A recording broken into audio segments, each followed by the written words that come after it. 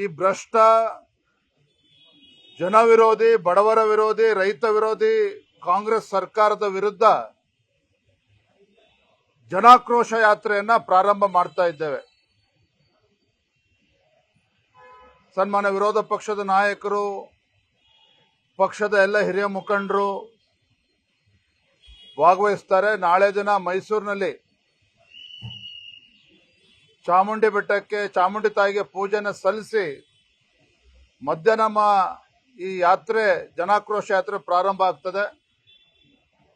ಪಕ್ಷದ ಹಿರಿಯ ನಾಯಕರು, ಕೇಂದ್ರದ ಸಚಿವರು, ನಮ್ಮ ಮಾರ್ಗದರ್ಶಕರಾಗಿರ್ತಕ್ಕಂಥ ಪ್ರಹ್ಲಾದ್ ಜೋಶಿಜಿಯವರು ಜನಾಕ್ರೋಶ ಯಾತ್ರೆಯನ್ನು ನಾಳೆ ಮೈಸೂರಿನಲ್ಲಿ ಉದ್ಘಾಟನೆ ಮಾಡೋರಿದ್ದಾರೆ. ರಾಜ್ಯದ ಎಲ್ಲಾ ಜಿಲ್ಲಾ ಕೇಂದ್ರಗಳಿಗೂ ಕೂಡ ನಾವು ಈ ಯಾತ್ರೆ ತಲುಪ್ತದೆ. ಎಲ್ಲಾ ಜಿಲ್ಲೆಗಳಲ್ಲಿ, ಎಲ್ಲಾ ಜಿಲ್ಲಾ ಕೇಂದ್ರಗಳಲ್ಲಿ ಸಹ ಈ ಜನವಿರೋಧಿ ಕಾಂಗ್ರೆಸ್ ಸರ್ಕಾರದ ವಿರುದ್ಧ ಏನು ಒಂದು ಕಡೆ ಬೆಲೆ ಏರಿಕೆ ಇರಬಹುದು, ಮತ್ತೊಂದು ಕಡೆ ಮುಸಲ್ಮಾನರಿಗೆ 4% ಸರ್ಕಾರಿ ಕಾಮಗಾರಿಗಳಲ್ಲಿ ರಿಸರ್ವೇಶನ್ ಕೊಟ್ಟಿರ್ತಕ್ಕಂಥ ವಿಚಾರ, SCP, SP, TSP ಪರಿಷ್ಠ ಜಾತಿಯ ಪರಿಷ್ಠ ಪಂಗಡಗಳಿಗೆ ಯಾವ ರೀತಿ ಕಾಂಗ್ರೆಸ್ ಸರ್ಕಾರ ಅನ್ಯಾಯ ಮಾಡ್ತಾ ಇದೆ, ಈ ರಾಜ್ಯದ ಕಾಂಗ್ರೆಸ್ ಸರ್ಕಾರದ ಧೋರಣೆಯ ನೀತಿಗಳ ವಿರುದ್ಧ ಇವತ್ತು ಜನಾಕ್ರೋಶ ಯಾತ್ರೆ ನಾವು ಮಾಡ್ತಾ ಇದ್ದೇವೆ. ಎಲ್ಲ ಕಡೆ ಬಹಳ ಉತ್ಸಾಹ ಇದೆ. ಮೊನ್ನೆ ದಿನ ಯಾವ ರೀತಿ ಹಗಲು ರಾತ್ರಿ ನಾವು ಕಾಂಗ್ರೆಸ್ ಸರ್ಕಾರದ ವಿರುದ್ಧ ಧರಣಿಯನ್ನ ನಡೆಸಿದ್ವಿ, ಅಲ್ಲೂ ಕೂಡ ಬಹಳ ಅತ್ಯುತ್ಸಾಹದಲ್ಲಿ ರಾಜ್ಯದಿಂದ ಎಲ್ಲ ಕಾರ್ಯಕರ್ತರು ಬಂದು ಭಾಗವಹಿಸಿದ್ರು. ಅದೇ ರೀತಿ ಉತ್ಸಾಹದಲ್ಲಿ ಬಹಳ ಯಶಸ್ವಿಯಾಗಿ ನಮ್ಮ ಜನ ಆಕ್ರೋಶ ಯಾತ್ರೆ ನಾಳೆಯಿಂದ ಪ್ರಾರಂಭ ಆಗ್ತದೆ.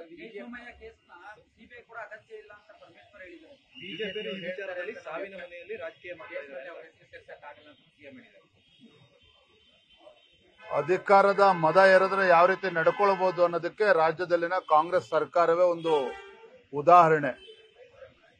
ಅಧಿಕಾರದ ಪಿತ್ತ ನೆತ್ತಿಗೆ ಇರಿದ್ರೆ ಆಡಳಿತ ನಡೆಸ್ತಕ್ಕಂಥವ್ರು ಯಾವ ರೀತಿ ಧೋರಣೆ ಹೆಂಗಿರ್ತದೆ ಅನ್ನೋದಕ್ಕೆ ರಾಜ್ಯದ ಮುಖ್ಯಮಂತ್ರಿಗಳು, ಕಾನೂನು ಸಲಹೆಗಾರ ನಡವಳಿಕೆ ನೋಡಿದ್ರೆ ನಿಮಗೆ ಗೊತ್ತಾಗ್ತದೆ, ಅವ್ರ ಹೇಳಿಕೆ ನೋಡಿದ್ರೆ ಗೊತ್ತಾಗುತ್ತೆ. ನಾನು ಕೂಡ ತಾವು ಗಮನಿಸಿದ್ರಿ, ವಿನಯ್ ಸೋಮಯ್ಯ ಅವರ ಆತ್ಮಕ್ಕೆ ಶಾಂತಿಯನ್ನು ಕೋರಿ ನಮ್ಮ ಕಾರ್ಯಕ್ರಮವನ್ನು ಕೂಡ ಪ್ರಾರಂಭ ಮಾಡಿದ್ವಿ. ವಿನಯ್ ಸೋಮಯ್ಯ ಅವರ ಆತ್ಮಹತ್ಯೆ ಅಲ್ಲ, ಇದು ಕೊಲೆ. ಇದರಿಂದ ಇರ್ತಕ್ಕಂಥ ದುಷ್ಟ ಶಕ್ತಿಗಳು ಯಾರು ಅಂತೇಳಿ ಈಗಾಗಲೇ ಬಹಿರಂಗ ಆಗಿದೆ. ಹಾಗಾಗಿ ತಪ್ಪಿತಸ್ಥರಿಗೆ ಶಿಕ್ಷೆ ಆಗಲೇಬೇಕು. ಈ ನಿಟ್ಟಿನಲ್ಲಿ ಇವತ್ತು ನಾನು ಕಾನೂನು ಸಲಹೆಗಾರನ್ನು ಕೂಡ ಭೇಟಿ ಮಾಡ್ತಾ ಇದ್ದೇನೆ. ಕಾನೂನಾತ್ಮಕವಾಗಿ ಯಾವ ರೀತಿ ಹೋರಾಟ ಮುಂದುವರಿಸಬೇಕು ಅಂತ ನಾವು ಮಾಡ್ತೇವೆ.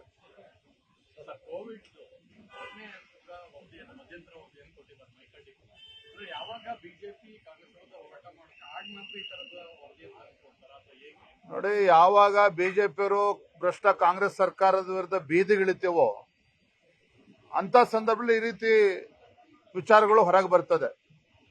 ಯಾವಾಗ ಮುಖ್ಯಮಂತ್ರಿಗಳು ಕುರ್ಚಿ ಅಳ್ಳಾಡ್ತಿದೆ ಅಂತ ಹೇಳ್ತಾರೆ, ಅವಾಗ ಒಳ ಮೀಸಲಾತಿ ಬಗ್ಗೆ ಮಾತನಾಡ್ತಾರೆ. ಯಾವಾಗ ಮುಖ್ಯಮಂತ್ರಿಗಳ ಕುರ್ಚಿ ಅಭದ್ರ ಅನ್ಸುತ್ತೋ ಅವಾಗ ಕಾಂತರಾಜ್ ವರದಿ ನೆನಪಾಗ್ತದೆ. ಯಾವಾಗ ಬಿಜೆಪಿ ಹೋರಾಟ ಪ್ರಬಲ ಆಗಿ ಹೋಗ್ತದೋ ಅವಾಗ ಈ ರೀತಿ ವರದಿಗಳು ಮುಂಚೂಣಿಗೆ ಬರ್ತದೆ. ಯಾವ ಗೊಡ್ಡು ಬೆದರಿಕೆಗೂ ಭಾರತೀಯ ಜನತಾ ಪಾರ್ಟಿ ಹೆದರ್ಕೊಳ್ತಕ್ಕಂಥ ಪ್ರಶ್ನೆನೇ ಇಲ್ಲ. ಇದೆಲ್ಲವನ್ನು ಕೂಡ ಎದುರಿಸ್ತೇವೆ. ಧನ್ಯವಾದ. Thank you. ಕನ್ನಡಿಗರ ಮೆಚ್ಚಿನ ನಿಮ್ಮ ನ್ಯೂಸ್ 18 ಕನ್ನಡ ಈಗ ವಾಟ್ಸ್ಆಪ್ನಲ್ಲಿಯೂ ಲಭ್ಯ. ಕರ್ನಾಟಕ ಮತ್ತು ದೇಶ ವಿದೇಶದ 360 ಡಿಗ್ರಿ ಸುದ್ದಿ ವಿವರವನ್ನ ನೀವು ನಿಮ್ಮ ಕೈ ಬೆರಳುಗಳಲ್ಲಿಯೇ ಪಡೆಯೋದಿಕ್ಕೆ ಈ QR ಕೋಡ್ ಅನ್ನ ಸ್ಕ್ಯಾನ್ ಮಾಡಿ. ನಮ್ಮ ಚಾನೆಲ್ ಅನ್ನ ಫಾಲೋ ಮಾಡಿ, ನೋಟಿಫಿಕೇಶನ್ ಆನ್ ಮಾಡಿ.